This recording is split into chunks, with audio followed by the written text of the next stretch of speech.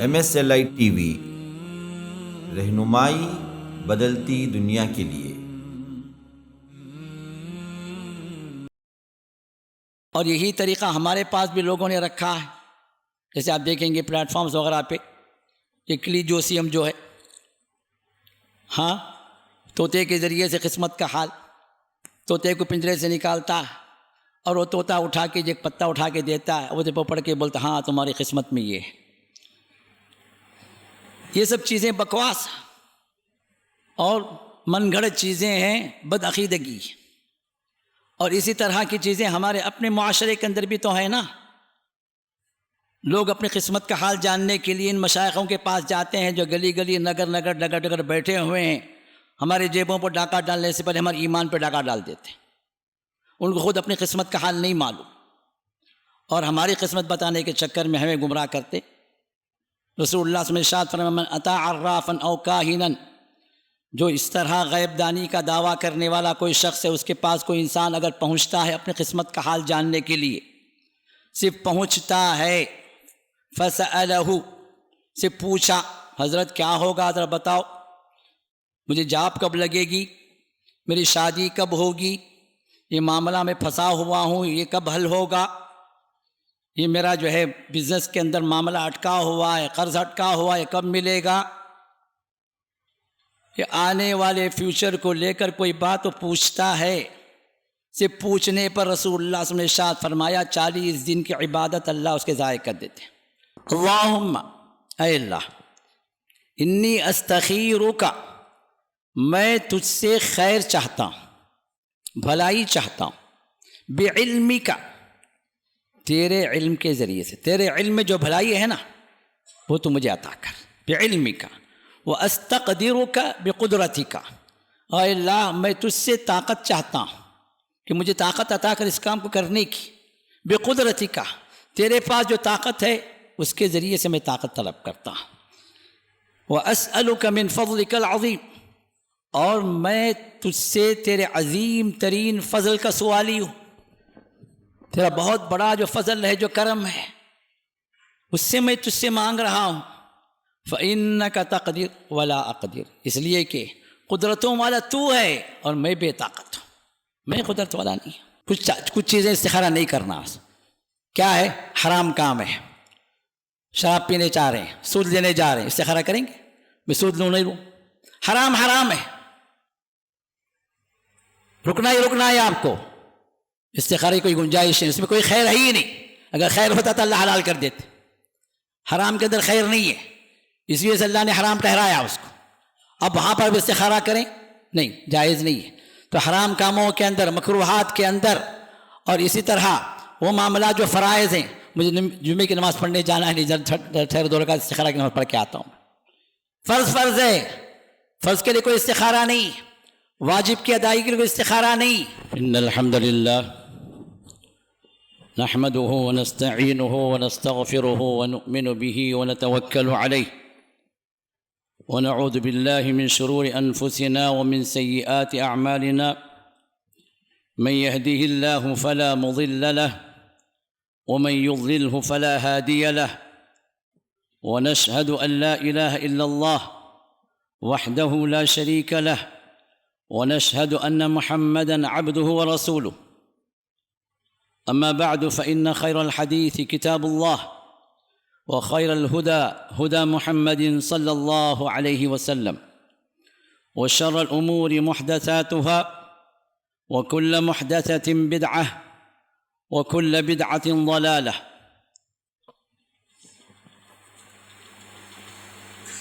ہر قسم کی حمد و ثنا، کبریائی و بڑائی، ہر طرح کی تعریف و تقدیس، تمجید و تسبیح صرف اس اللہ وحدہ لا شریک لہ کے لیے لائق ہے، جس نے ہمیں اور آپ کو جہاں مسلمانوں میں سے بنایا، ہر معاملے میں، چاہے دنیا کا معاملہ ہو، چاہے دین کا معاملہ ہو، چاہے ہمارا پرسنل معاملہ ہو، چاہے ہمارا سوشل معاملہ ہو، ہر معاملے کے اندر اس رب نے ہمیں رہنمائی عطا فرمائی۔ اس رب نے ہمیں ہدایت کی جو راہ ہے اس کی طرف ہماری رہنمائی کے لیے اپنے آخری پیغمبر جناب محمد رسول اللہ صلی اللہ علیہ وسلم کو مبعوث فرمایا۔ کروڑا درود و سلام ہو اس آخری پیغمبر ان پر جو پورے عالم کے لیے رحمت بن کر آئے، تمام لوگوں کے لیے ہدایت کا ذریعہ بن کر آئے، اور ہمارے لیے ہر معاملے کے اندر رہبری اور رہنمائی آپ نے عطا فرمائی۔ حاضرین جمعہ، آج میرا جو موضوع ہے شاید آپ لوگوں کے علم میں ہوگا کہ استخارہ کیا ہے۔ استخارے کا یہ لفظ ہم عام طور پہ سنتے بھی ہیں، اور ماشاءاللہ کئی ایک ایسے بھی ہوں گے جو اپنے معاملات میں استخارہ کرتے ہوں گے، لیکن استخارہ ہے کیا، اس کا صحیح طریقہ کیا ہے، اور کیوں کرنا چاہیے، کس کو کرنا چاہیے، کب کرنا چاہیے، کس طریقے سے کرنا چاہیے، اور کن چیزوں سے اپنے آپ کو اس معاملے میں بچانا چاہیے، ان تمام کا ایک مختصر سا خلاصہ انشاءاللہ آج کے اس خطبے میں آپ کے سامنے رکھوں گا۔ ہمیں اور آپ کو معلوم ہے کہ بحیثیت انسان ہمیں ہر بات کا علم نہیں، ہمیں اسی چیز کا علم ہے جو ہمارے ساتھ ہمارے سامنے حاضر، جو چیز ہم سے غیب میں ہے، خاص طور پر ہمارے وہ باتیں، وہ کام، وہ معاملات جو ہمارے فیوچر سے ریلیٹڈ ہیں، ان کے بارے میں ہمیں کوئی علم نہیں، صرف ایک اندازہ لگا سکتے ہیں اور اپنے اعتبار سے اپنے فیوچر کو ہم پلان کر سکتے ہیں، لیکن حقیقت میں ہماری پلاننگ فیل ہوگی یا سکسیسفل ہوگی اس کے بارے میں ہمیں کوئی کانفیڈنس نہیں، کوئی شیورٹی نہیں، اس لیے کہ فیوچر کا جو علم ہے وہ ہمارے پاس نہیں، وہ اللہ کے پاس۔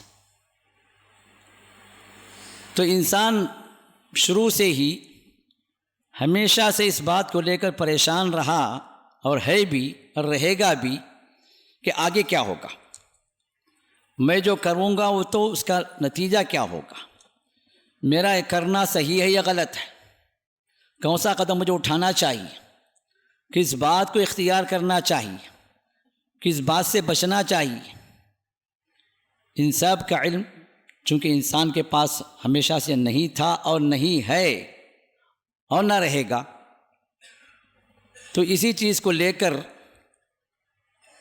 جاہلیت میں بھی لوگ پریشان تھے، تو اپنے معاملات کو وہ صحیح ہوں گے یا غلط ہوں گے اس کو جاننے کے لیے اپنے پجاریوں کے پاس پہنچتے تھے، اپنے جو کاہن جو تھے، عراف جو تھے، ان کے جو کعبۃ اللہ کے صدنۃ البیت جس کو کہا گیا، جو ذمہ دار، جو وہاں پر اپنے آپ کو عبادت کے لیے جنہوں نے لگا رکھا تھا، جس کو ہم پجاری کہتے ہیں، پنڈت کہتے ہیں، یا ہمارے اپنے زبانوں کے اندر ہم کہہ دیں موجودہ دور کے مشائخ، جو اس بات کا دعویٰ کرتے ہیں ہم آپ آگے کی خبر ہم آپ کو دے سکتے ہیں، آگے آپ کے لیے کیا صحیح ہوگا کیا غلط ہوگا ہم بتا سکتے ہیں، تو اس طرح کے دعوے اس دور کے اندر بھی تھے۔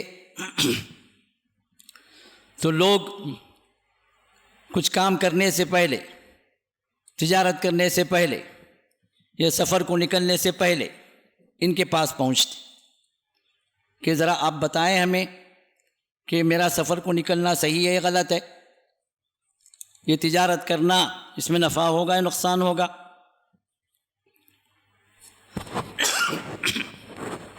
اب وہ پجاری کیا کرتا،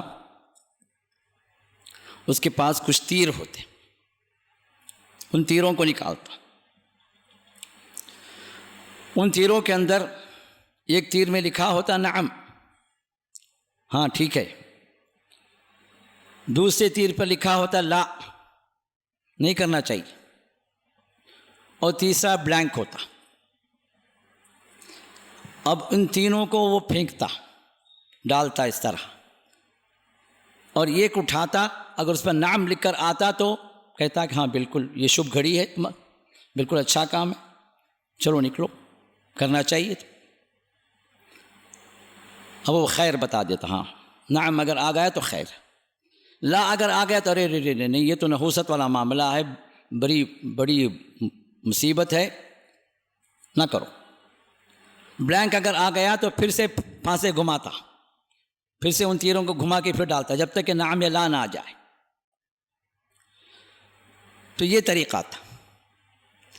تو اللہ تعالیٰ نے اس طریقے کو منع فرمایا، وَأَن تَسْتَقْسِمُوا بِالْأَزْلَامِ، جن چیزوں کا اللہ تعالیٰ نے سورۃ المائدہ آیت نمبر 3 میں حرام ٹھہرا دیا. کئی ایک چیزیں ہیں، ان میں سے ایک چیز یہ بھی ہے کہ اللہ نے فرمایا کہ پانسوں کو گھما کر جو قسمت کا حال جاننے کا جو طریقہ تم لوگوں کے پاس ہے، یہ حرام ہے.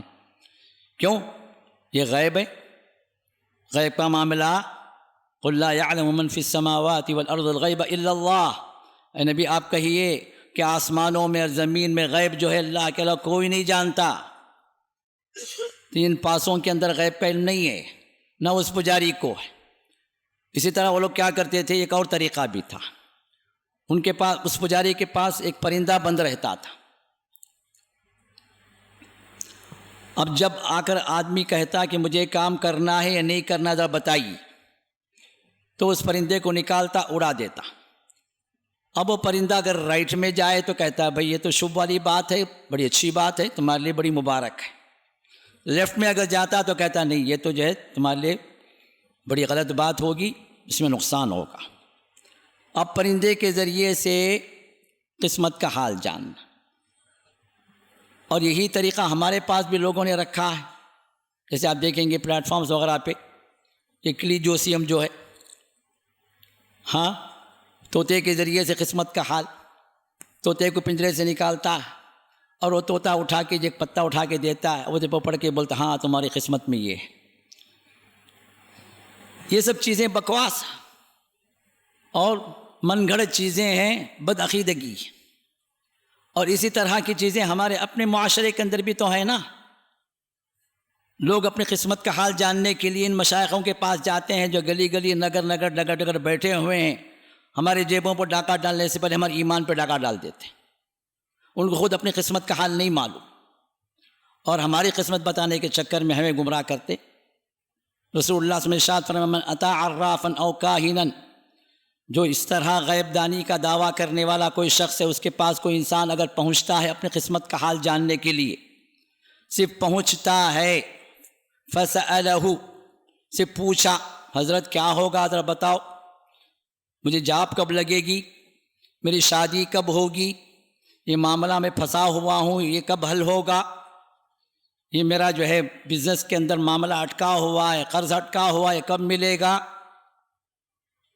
کہ آنے والے فیوچر کو لے کر کوئی بات پوچھتا ہے، سے پوچھنے پر رسول اللہ صلی اللہ علیہ وسلم نے ارشاد فرمایا 40 دن کی عبادت اللہ اس کے ضائع کر دیتے ہیں.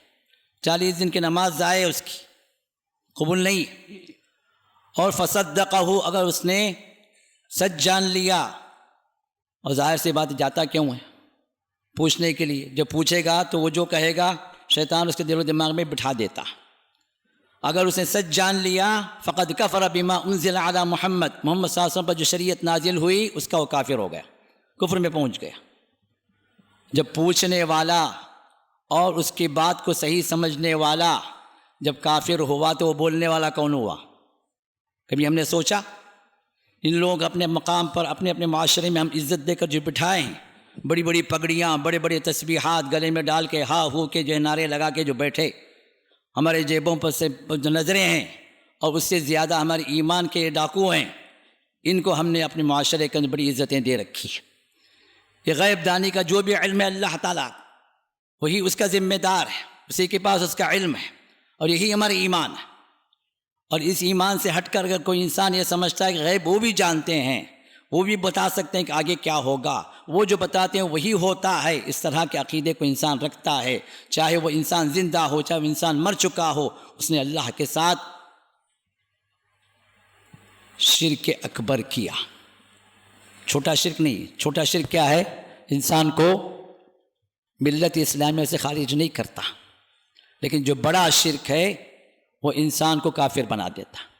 نہ اس کی نمازیں قبول ہوتی ہیں ایسے عقیدے والے کی، نہ اس کی عبادتیں قبول ہوتی ہیں، نہ اللہ تعالیٰ اس پر نظر کرم کرتے ہیں، نہ اس کے اعمال کو اللہ قبول فرماتے ہیں، نہ اللہ تعالیٰ اس کو جنت میں داخل کریں گے۔ شرط ہے کہ وہ مرنے سے پہلے توبہ کرے۔ تو اب اس طرح کے جو مسائل اس دور میں بھی تھے، اس دور میں بھی ہیں، اور ہر وہ انسان جو اللہ کے سوا کسی اور سے اپنا عقیدہ بنا کے رکھتا ہے، اس کے ساتھ یہ مسائل رہتے ہیں ہمیشہ۔ تو محمد رسول اللہ صلی اللہ علیہ وسلم نے ہم مسلمانوں کو اس بدعقیدی سے نکال کر، اس شرک سے نکال کر ہم تمام کو آپ نے اللہ سے جوڑا، توحید ہمیں سکھلائی۔ تو اسی توحید ربوبیت، توحید الوہیت، توحید الاسماء والصفات ہی کا مجموعہ وہ ہے جو ہم نے محمد رسول اللہ صلی اللہ علیہ وسلم سے سیکھا ہے، استخارے کا یہ طریقہ۔ استخارہ کیا ہے؟ ہم جو معاملہ کرنے چاہ رہے ہیں، کوئی بزنس کرنا چاہ رہے ہیں، کوئی رشتہ آیا ہوا ہے، اس رشتے کی طرف ہم آگے بڑھنا چاہ رہے ہیں، اب ہمیں نہیں معلوم کہ آگے وہ کیا ہوگا، وہ خراب ہمارے لیے ہے یا اچھا ہمارے لیے، کیونکہ اللہ نے فرمایا عسیٰ ان تکرہوا شیئا وہو خیر لکم وعسیٰ ان تحبوا شیئا وہو شر لکم واللہ یعلم وانتم لا تعلمون۔ تم جس بات کو اچھا سمجھ رہے ہو شاید کہ تمہارے لیے برا ہو، جس بات کو تم ناپسند کر رہے ہو شاید کہ تمہارے لیے وہ اچھا ہو۔ واللہ یعلم، جاننے والا اللہ، وانتم لا تعلمون، تم کو نہیں معلوم، تمہیں کوئی خبر، تم کو آگے کے پل کی خبر نہیں، یہاں سے اٹھ کر تم باہر جاؤ گے نہیں جاؤ گے اس کی تمہیں خبر نہیں، بلکہ تم کیا کر رہے ہو اس کی بھی تمہیں خبر نہیں۔ یہاں بیٹھ کر تم 5 منٹ کے اندر کتنی مرتبہ اپنے پلکوں کو جھپکائے پتہ ہے؟ تم خود کر رہے ہو معاملہ، وہ بھی تم کو نہیں پتا، آگے کیا پتا ہوگا۔ تب رسول اللہ صلی اللہ علیہ وسلم نے فرمایا، حضرت جابر کی حدیث ہے، پہلے آپ کو حدیث سنا دیتا ہوں، پھر اس حدیث کے ذریعے سے ہمارے ایمان کی تربیت کرنے والی جو باتیں ہیں ذرا اس کی طرف میں پوائنٹ آؤٹ کرتا ہوں۔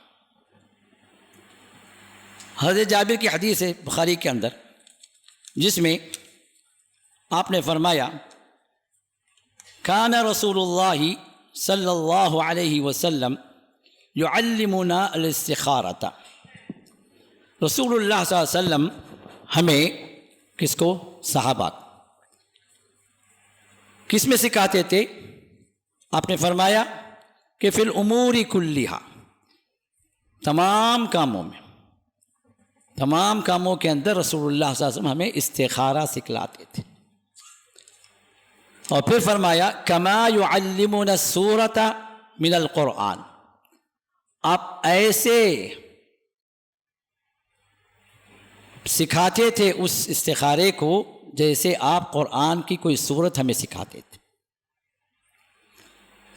قرآن کی سورت جس طرح رسول اللہ صلی اللہ علیہ وسلم صحابہ کو سکھلاتے تھے، جو اہمیت ہوتی تھی اس قرآن کی سورت کی، جس طرح آپ پوری توجہ کے ساتھ سکھاتے بھی تھے، صحابہ سیکھتے بھی تھے، اسی طرح استخارہ کا معاملہ بھی تھا۔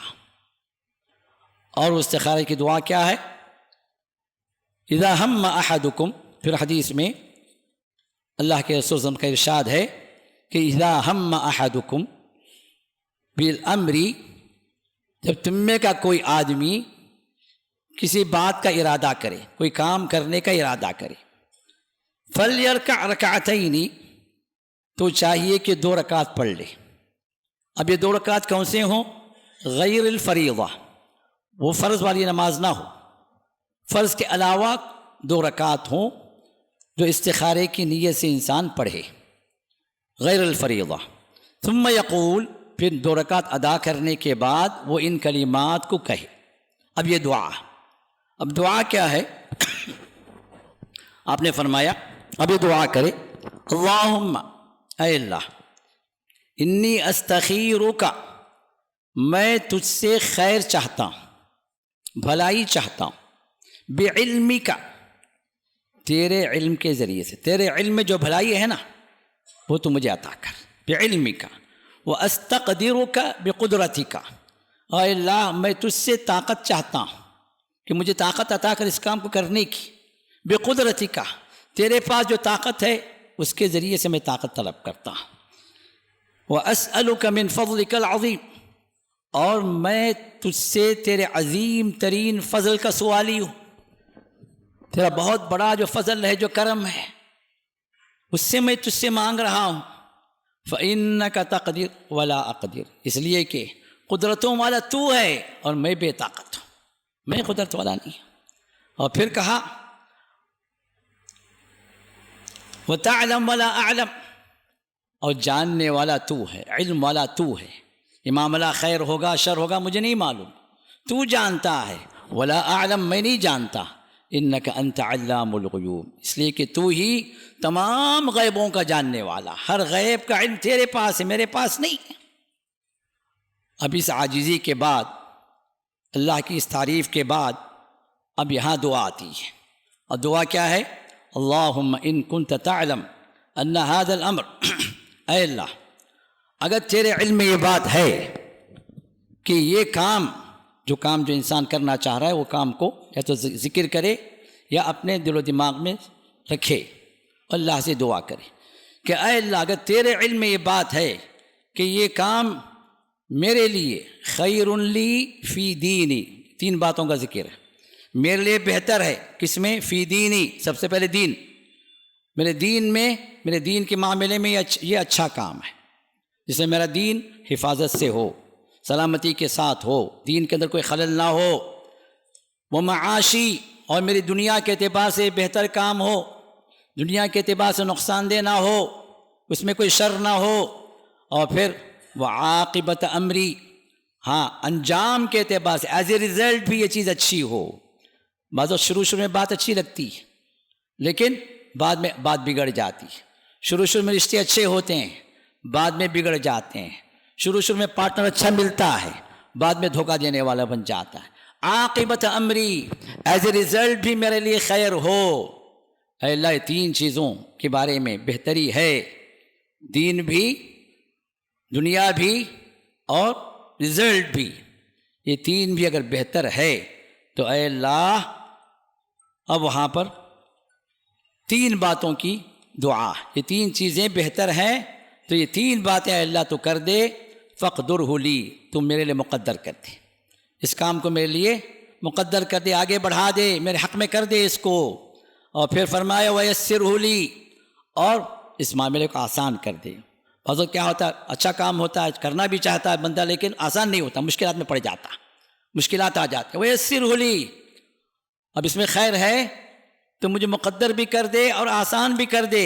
اور پھر آسانی کے بعد ایک اہم ترین سوال بھی ہے، تیسری دعا بھی ہے، وبارک لی فی، اے اللہ اس میں برکتیں دے دے۔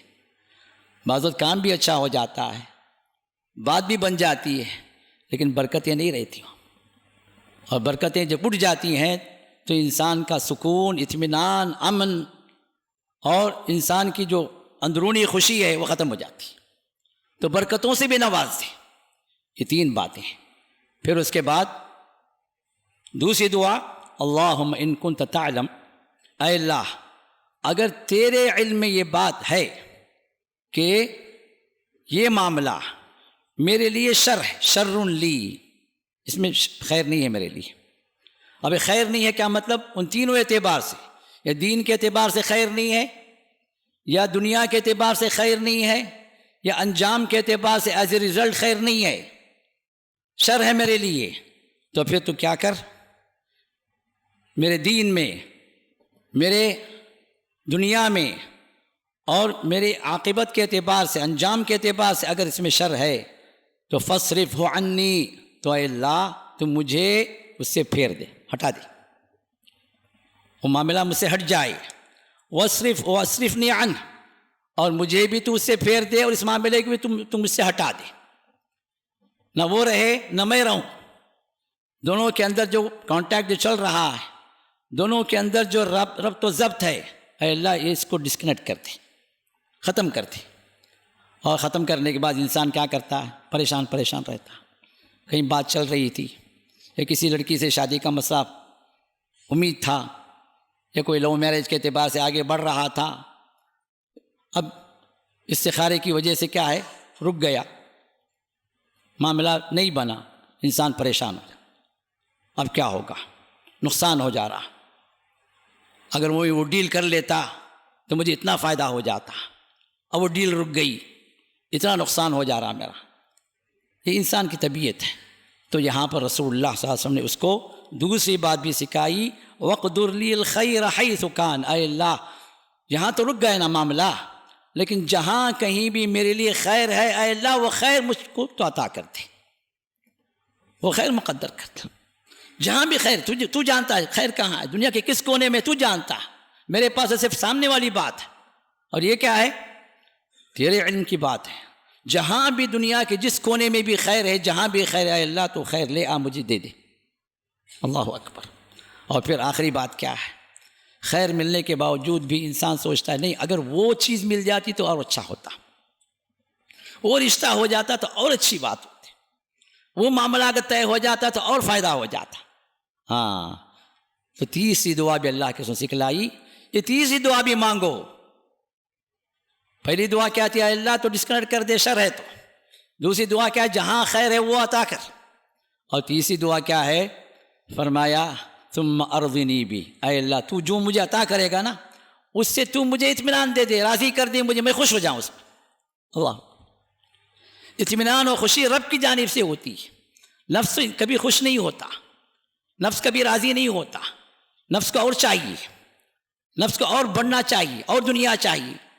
وہ کبھی جو ہے کانٹینٹ جو چیز جو ہوتی ہے نا، جو انسان کو جو مطمئن کر دے، وہ نفس کبھی مطمئن نہیں ہوتا۔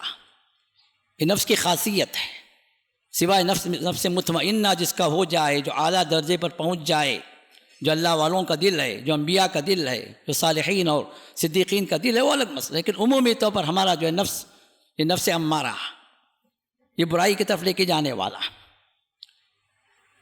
اب یہ نفس کبھی مطمئن نہیں ہوتا، کتنا بھی مل جائے، اور خاص دنیا کا معاملہ اگر ہے تو اس کو اور چاہیے۔ 2 بلڈنگیں مل گئی تو تیسری چاہیے، 1 بیوی ہے تو ہمیں بس نہیں آتا، 2 کی تلاش میں رہتے ہیں۔ یہ اور بات ہے کہ خوف سے نہیں کرتے، ہاں مسائل کی وجہ سے انسان خاموش ہو جاتا۔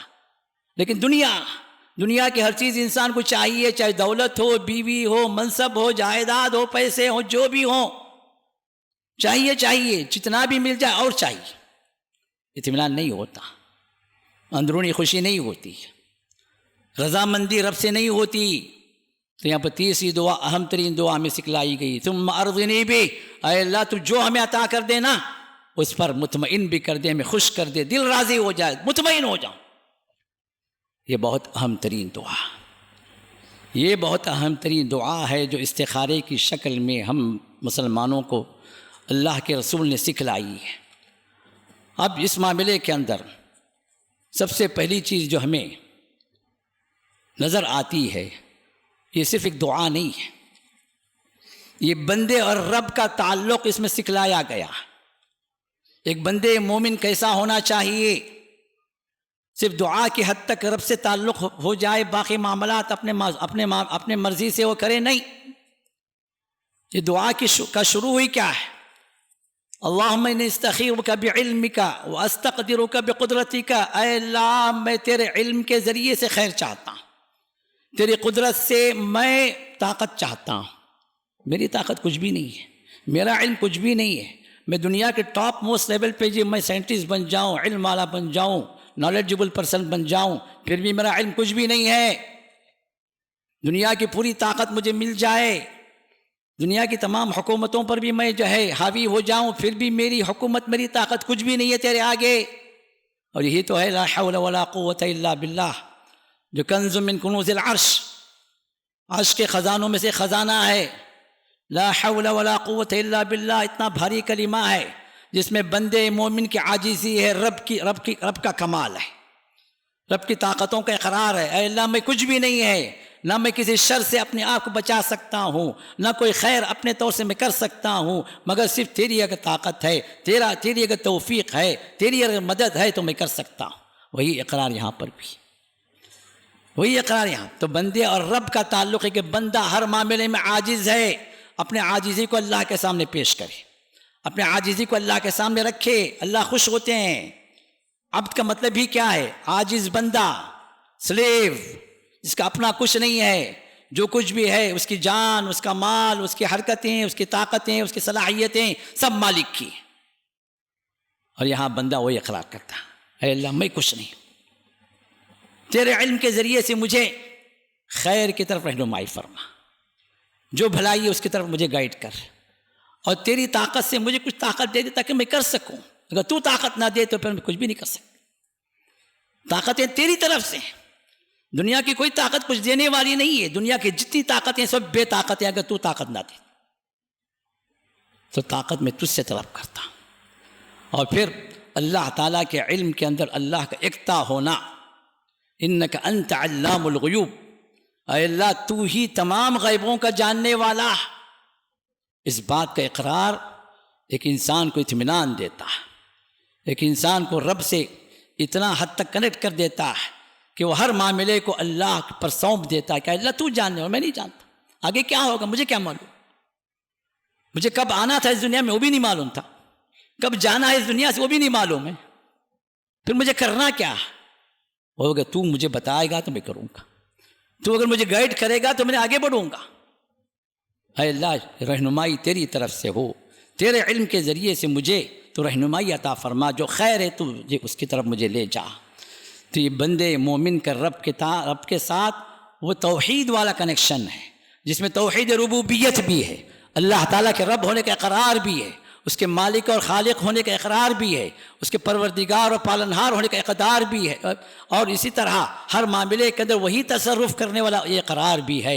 اسی طرح اللہ تعالیٰ کی توحید اسماء و صفات، اللہ کے علم کا اقرار کہ اللہ عالم الغیب ہیں، اللہ کی صفات اللہ کے لیے خاص ہیں، اس میں دنیا کا کوئی بندہ شریک نہیں ہے، دنیا کا کوئی مخلوق شریک نہیں ہے، اس بات کا بھی اقرار ہے۔ اور اللہ کی طرف عبودیت کا، عبادت کے لیے، کیونکہ دعا سب سے اہم ترین عبادت ہے، دعا هو العبادہ، اللہ کے رسول ارشاد فرمائے کہ دعا ہی عبادت ہے، عبادت کی جان ہے، عبادت کی اصل ہے کہ بندہ عاجز ہوتا ہے، دعا میں بندہ اب رب کے سامنے جتنا عاجز ہوتا ہے کسی اور عبادت کے اندر عاجز نہیں ہوتا۔ آپ روزہ رکھ لیں، زکوٰۃ دے دیں، صدقہ و خیرات کر لیں، قرآن پڑھ لیں، اس میں عاجزی بندے کی اتنی ظاہر نہیں ہوتی جتنا بندہ دعا کے لیے رب کے سامنے عاجز بن کر اپنے آپ کو پیش کرتا۔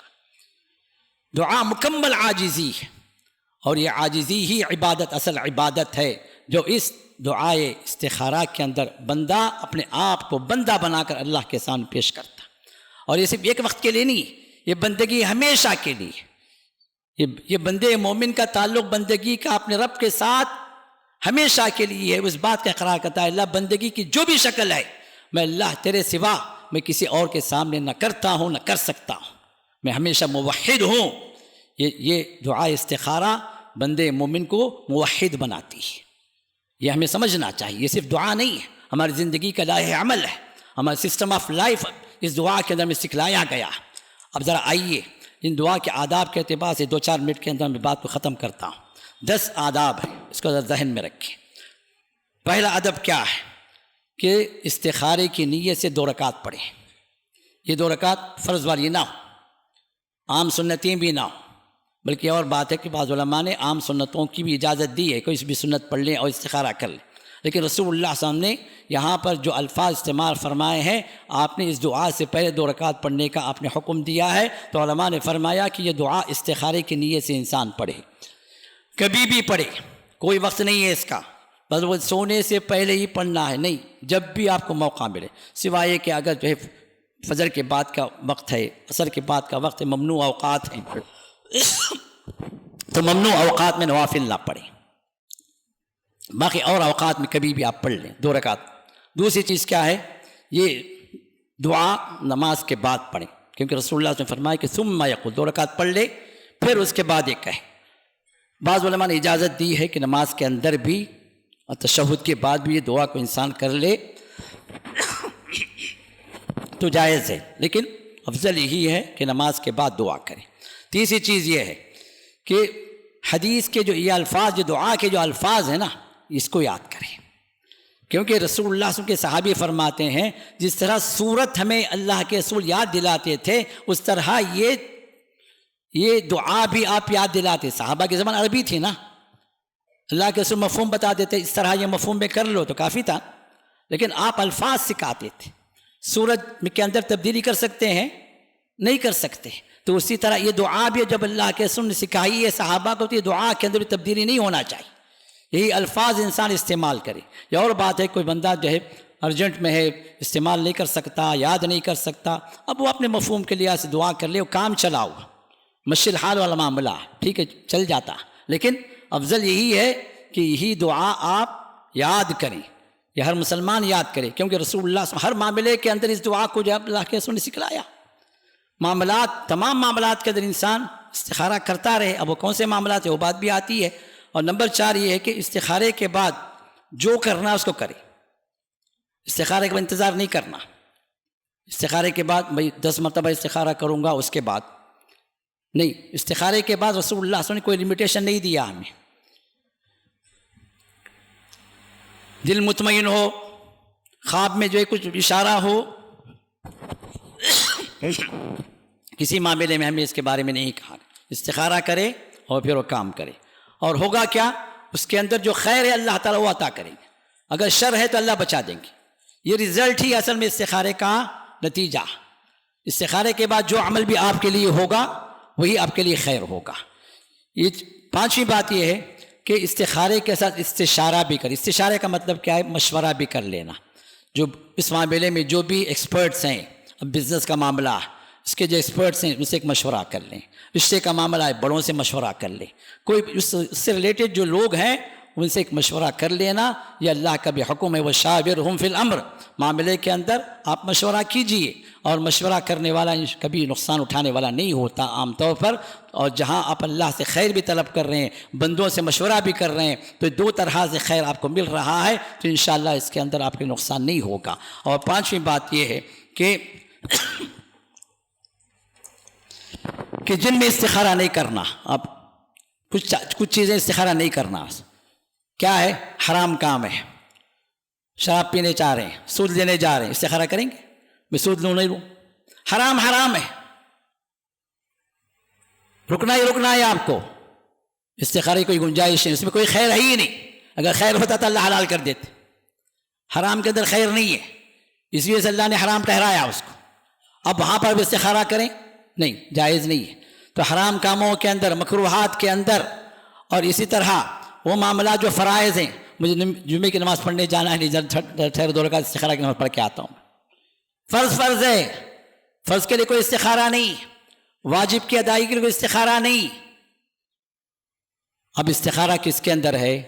جو جائز چیزیں ہیں، جو مباحات ہیں، جو آپ کے لیے اہم ہیں، اور جس کے اندر جو ہے عام طور پر جو ہے آپ کرنے کے لیے آگے بڑھنا چاہتے ہیں، اور خاص طور پر وہ معاملات جس میں آپ کنفیوژن میں مبتلا ہیں، خاص طور پر وہ چیزیں جو ایک سے زیادہ چوائسز آپ کے سامنے آ گئے، کس کو اختیار کرنا نہیں معلوم ہو رہا، اب یہاں پر جو ہے آپ اللہ سے خیر طلب، یا اللہ کس میں خیر ہے نہیں معلوم مجھے، جو خیر ہے تو اس کی طرف رہنمائی کر، وہ مجھے عطا کر، تو لہٰذا ان معاملات کے اندر استخارہ کرنا ہے۔ اور اسی طرح نقصان سے بچنے کے لیے بھی استخارہ ہے، آپ کے لیے پروفیٹیبل جو ہے معاملہ ہو ایز اے رزلٹ، اس کے لیے بھی استخارہ ہے۔ اور 7ویں بات یہ ہے کہ استخارہ کرنے والا وہ ہو جس کے ساتھ معاملہ ہو، جس کا نکاح ہوا ہے وہ استخارہ کرے، جو بزنس کر رہا ہے وہ استخارہ کرے، اور لڑکی کا معاملہ ہے لڑکی کے گھر والے پورے استخارہ کریں، تو استخارہ جس سے ریلیٹڈ وہ کرے، یہ نہیں کہ دوسروں سے کروائے۔ رسول اللہ سے موجود تھے نا صحابہ کے درمیان میں، کہ صحابہ آتے تھے اور کہتے تھے یا رسول اللہ آپ ذرا استخارہ کر کے ہمیں بتا دیں یہ کام میرے لیے خیر ہوگا نہیں ہوگا، اللہ کے رسول سے بہتر کون استخارہ کرنے والا ہے؟ جی کبھی اللہ کے رسول کے استخارہ کروایا؟ آج لوگ آتے ہیں مولوی صاحب ذرا استخارہ کر کے بولو نا کہ تمہیں کیا دھڑ ہوا، مت ماری گئی تمہاری، تم کو نہیں آتا، 2 رکعت پڑھو استخارہ کرو نا۔ آن لائن استخارہ بھی چلتا، آن لائن استخارہ، یہاں سے فون کر کے بولتے انہوں جو وہاں بیٹھے ذرا ٹھہرو میں استخارہ دیکھ کے بولتا ہوں۔ یہ سب واہیات چیزیں ہیں، ہمارے دین کو برباد کرنے والی چیزیں ہیں، رسول اللہ سے گائیڈنس واضح واضح آسان ہے، سب کے لیے ہے، اور استخارہ کرنا ہے، دیکھنا نہیں ہے۔ بعض وقت استخارہ دیکھ کے بولتا ہوں، جی کیا دیکھتے بھائی، کیا دکھاتا آپ کو؟ شیطان دکھاتا۔ شریعت تو نہیں بولی دیکھنے کے لیے، شریعت کرنے کے لیے بولتی ہے۔ رسول اللہ نے نہیں فرمایا کہ استخارہ دیکھنے کے بعد کام کرو، استخارہ کرنے کے بعد کام کرنا۔ دیکھنے والی چیز کیا ہے؟ یہ 8ویں بات ہے کہ لوگ جو ہے کیا کرتے ہیں، خواب سے جوڑ دیتے ہیں۔ ہاں، استخارے کے بعد خواب آنا چاہیے، وہ خواب میں اچھا ہے یا برا ہے، ہری جھنڈی کوئی لہراتا ہے تو اچھا ہے، ریڈ فلیگ آ گیا تو ہاں نہیں رک جانا ہے، کوئی بزرگ آئیں کچھ اشارہ دیں، یہ سب من گھڑت باتیں، لوگوں کی بنائی ہوئی باتیں ہیں۔ یہ جو شریعت سے اس کا کوئی تعلق نہیں ہے، استخارہ کا کوئی تعلق کسی خواب سے نہیں ہے۔ استخارہ اللہ سے خیر طلب کرنے کی دعا ہے، انسان وہ خیر کی دعا کرے اور اپنے کام کو وہ آگے بڑھائے۔ اور نویں بات ہے کہ اگر جو ہے استخارہ سے اگر آپ کو اطمینان نہیں ہو رہا ہے تو آپ بار بار کرتے رہو۔ علماء نے فرمایا کہ بار بار کرتے رہیں جب تک کہ معاملہ حل نہ ہو جائے۔ یہ اور بات ایک حدیث سے اس کا ثبوت نہیں ہے بار بار کا، لیکن ایک معاملے سے انسان کو اطمینان نہیں ہو رہا ہے تو پھر وہ اس کے لیے اس کی اجازت دی گئی ہے۔ اور آخری بات ہے کہ استخارے کے بعد بندہ اللہ تعالیٰ سے اچھی نیت رکھے، اچھا امید رکھے اور توکل کر لے، اور اپنے دل کے اندر وسوسوں کو نہ پالے۔ شیطان وسوسے ڈالتا ہے، اس کا کام یہی ہے کہ معاملے کو خراب کرے، وسوسے پیدا کرے، تو ان وسوسوں سے اپنے آپ کو بچائے۔ جب اس نے استخارہ کر لیا، اللہ سے مانگ لیا، خیر اللہ سے نازل ہونے کی اسے امید ہے، تو یہ امید مکمل طور پر رکھے اور اللہ پر توکل کرے اور اس معاملے کو لے کر آگے بڑھے، انشاءاللہ اس کے لیے خیر ہوگا۔ یہ چند باتیں تھیں استخارے سے متعلق جو ہمارے معاشرے کے اندر ہم سب کو جو جاننا ضروری تھا، تو یہ باتیں میں نے آپ کے سامنے رکھی ہیں۔ اللہ ہم سب کو صحیح معاملے کی طرف آنے کی توفیق عطا فرمائے، ہدایت پر رکھے اور ہر گمراہی سے اللہ ہم سب کو بچائے، آمین یا رب العالمین۔ بارک اللہ لنا ولکم فی القرآن العظیم ونفعنا وإیاکم بالآیات والذکر الحکیم۔ ناظرین و سامعین، ہمارا میڈیا ورک دعوت دین اور تعلیم دین کی نشر و اشاعت میں مسلسل لگا ہوا ہے، جسے کہ آپ ملاحظہ کر رہے ہیں، جس میں ریکارڈنگ، ایڈیٹنگ، اسٹوڈیو، سیلری، اخراجات شامل ہیں۔ ایسے میں ہمارے کام کو مزید احسن طریقے سے انجام دینے کے لیے اور اللہ اور اس کے رسول کے پیغام کو عام کرنے کے لیے آپ کے تعاون کی اشد ضرورت ہے۔ نبی صلی اللہ علیہ وسلم کا فرمان ہے، اللہ اس بندے کو تر و تازہ اور خوش و خرم رکھے جو میری باتوں کو ہو بہو لوگوں تک پہنچاتا ہے۔ سنن ترمذی حدیث نمبر 2650 پر 7۔ جزاکم اللہ خیرہ۔ السلام علیکم ورحمۃ اللہ وبرکاتہ۔